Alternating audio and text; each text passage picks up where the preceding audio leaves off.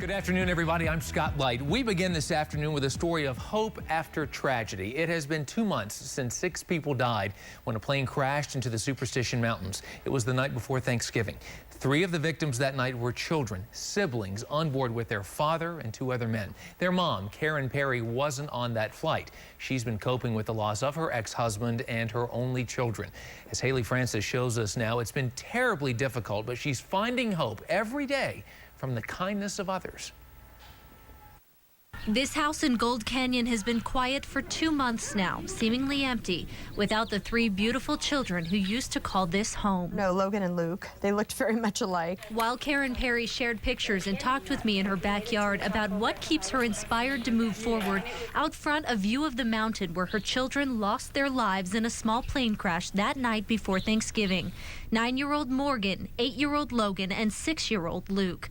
Also on board the plane, Russell Hardy and Joseph Hardwick, and Sean Perry, Karen's ex-husband and the father of her children. Certainly we have a lot of memories around, and certainly I have a reminder right out my front door every day of,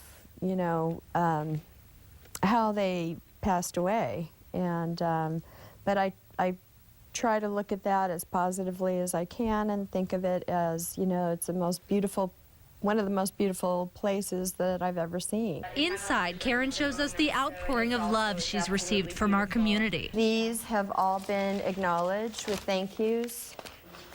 They're all just full of cards and letters and condolences. People didn't know where to find me, were sending mail to the sheriff's office, and the sheriff's office was coming and delivering it to me because they knew who I was and where I was. There has been money raised to cover funeral expenses. A family friend and local musician composed this song and sells it on iTunes. Part of the profits go to help Karen.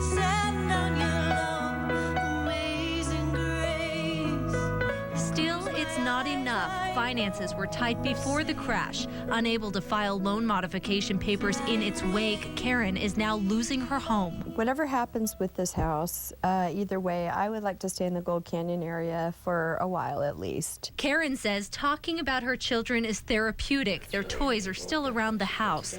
For now, it's her way of keeping their memories alive each and every day. I really learned a lot from all of them.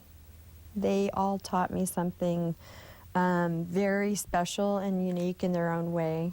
And they're woven into the fabric of who I am.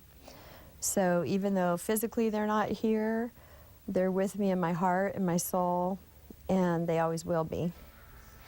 She's so strong, right? Karen tells me she and some friends hiked 5 hours up into the Superstition Mountains to the plane crash site about a week and a half ago to honor her children.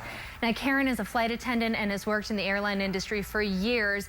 To help her out, a group of Delta flight attendants is matching donations up to 10% through February.